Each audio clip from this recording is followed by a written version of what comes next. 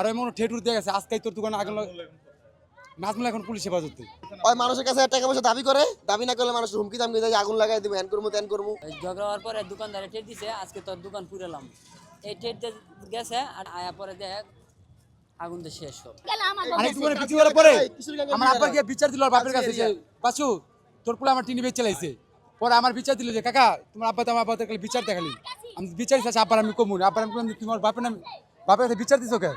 ওই পরে কইতাছে আব্বারে আমি কিছু লাঞ্চে বাসা খাইতে হেরা সব এই জায়গায় হের বাসায় এই যা ছিল। ওই আব্বার আইসে মানে গিয়ার সুইচ গিয়ার দিয়ে পার মারতে আমার গলায় টিপা ধরতে আইছে। আমার গিয়ে দৌড়ে গিয়ে একটা পিচ্ছি করতে থাকে আব্বা ভাই তোমার আব্বার সাথে মারামারি লাগছে। আমি দৌড়ে আইছি আজ মারামারি শেষ। পরে হ্যাঁ করছি কিছে হেরা কয় না কিছু না কিছু মানে যে আমি কইলাম ক্যাসের লাগুম। পরে নাজমুল আমার দ্বারা আবার আইসি। আমি কিনে নাজমুল তুই আমার কাছে বিচার দিলি, আমি আব্বার গালাগালি করছি তুই আবার আব্বার সামনে যাস কুইদা মারতে।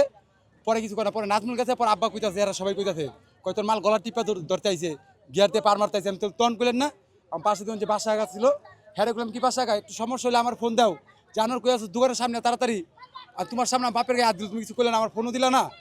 আর ওই মনে ঠেটুর দিয়ে গেছে আজকেই তোর দোকানে আগুন নাজমুল এখন পুলিশ হেফাজতে।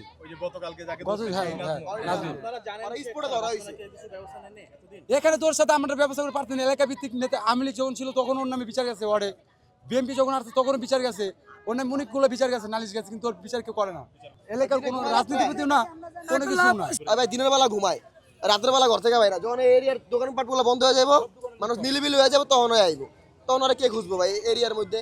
আর কোনো ভালো মানুষ তো এই জায়গায় আগুন লাগায় কেন? এই যে আগুন লাগানোর কথা বলতেছেন, ওই মানুষের কাছে টাকা পয়সা দাবি করে, দাবি না করলে মানুষ হুমকি দামকি দেয় আগুন লাগাই দিব, হ্যান করবো ত্যান করবো, এরা মায়ের দর কোনো মানুষ মুড় দেয় না, এই মনে করেন আর উশৃঙ্খল এরিয়ার মধ্যে।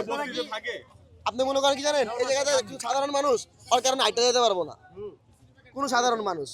আচ্ছা, আপনারা কি ওর বিরুদ্ধে এর আগে কোথাও অভিযোগ দিয়েছেন? ওর বিরুদ্ধে অভিযোগ প্রতিবারই হইতাছে। থানা বা ওরা পুলিশ ধরে, আর পুলিশ ধরলে 2 দিনের ভিতর বাপ মায়ের ছাড়াই নিয়ে আহে।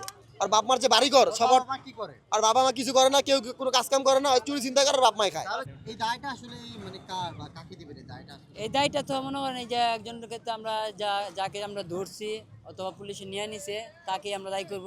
তার ফ্যামিলিও এর পিছনে দায়ী থাকবো, কেন এর আগে আরও তিনবার এই কাহিনীটা হয়েছে। তার ফ্যামিলির কাছে বিচার দিছি, তারা সাটি বাড়ি দিয়ে মানে 2-3 কথা কয়ে লয়ে জায়গা আবার সেম এই জায়গাতে আইসা। কালকে এক দোকানদার হাতে ঝগড়া লাগছে, লাইগা কী করছে ওই যে বেকুদিয়া যেদিন ভাঙতে আইছিল ওই দিন ভাঙে হয়ে গেছে। এখন ওই দোকানে শাটার নিয়ে ওই বেচালেছে আরেক দোকানে, এইটা নিয়েই কালকে মূলত ঝগড়া হয়েছে। ওই ঝগড়া হওয়ার পরে দোকানদারে ঠেট দিছে, আজকে তোর দোকান পুরালাম। এই ঠেট গেছে আর দোকানদারও তো সন্ধ্যার দিকে বাসায় গেছে, দোকান লাগায় আয়া পরে দেখ আগুন তো শেষ হোক। তাহলে কি ঝগড়ার কারণে কি আগুন লাগানোর উৎসব?